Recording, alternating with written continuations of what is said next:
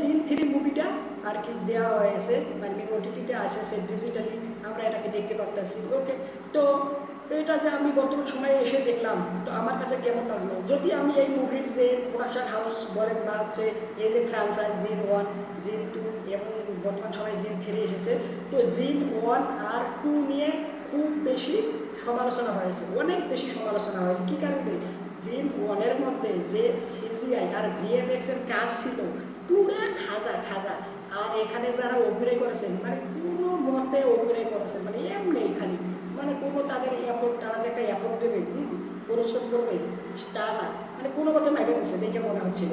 আর জিন 2টা, ওটা তো মনে করেন যে কি বলবো, ওটার মতো বেশ কিছু ভুল ত্রুটি বা সিজের কাজ করে ছিল না, গল্প স্ট্রং না, মানে ওভারঅল আর কি এটা নেগেটিভ রিভিউ দিয়েছে দর্শক সপ্তাহ ভাই বা আত্মীয় তারা প্রতিবেশী বন্ধু বান্ধব। ওকে, বর্তমান সময়ে এসে জিন 3 মুভিটা দেখলাম। জিন 3 মুভিটা অভিনয় করেছেন সজল, এর পাশাপাশি নুসরাত ফারিয়া। ওকে, তো আমার এখানে যে গল্পটা রয়েছে, গল্পটা একটু ভালো মনে হয়েছে, মানে স্ট্রং জিন 1 আর জিন 2 থেকে জিন 3-এর গল্পটা কিছুটা স্ট্রং ভালো। ওকে, আর এখানে যে অভিনয় করেছেন সজল আর নুসরাত ফারিয়া, কোথাও গিয়ে তাদের অভিনয়ের মধ্যে কিছুটা দুর্বলতা আমি পেয়েছি। ওকে, বিশেষ করে নুসরাত ফারিয়া মনে করুন যে সজলকে ভালোবাসে, প্রেম করতে চায়, তার সাথে সংসার করতে চায়, সেই এতটা মানে যেভাবে আর কি জিনিসটা আর কি তুলে ধরেছে, কোথাও গিয়ে একটু মনে হয়েছে ন্যাকা টাইপের। ওকে, আর এখানে সজলের কথা যে বলি, সজল মনে করুন যে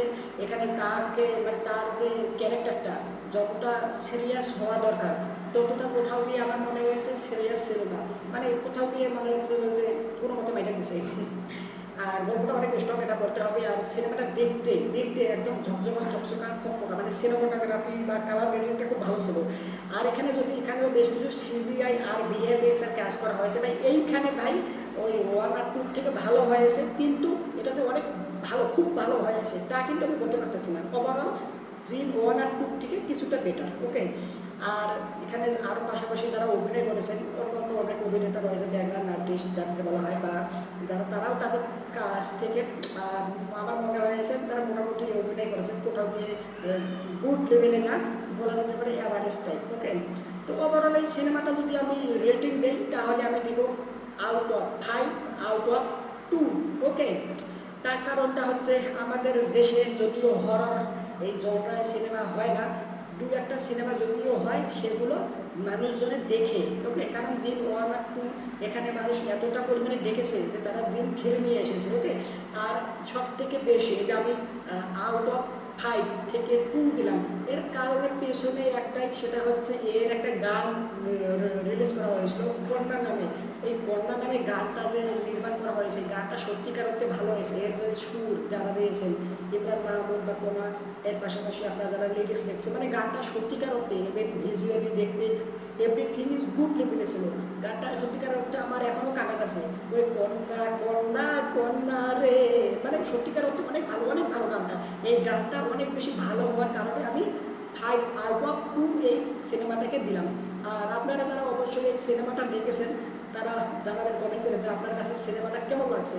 আর যারা দেখেননি তারা অবসর সময় সিনেমাটা দেখে নিতে পারেন, দেখার পরে এসে কমেন্ট করে আপনার মূল্যবান মতামতটা জানাবেন।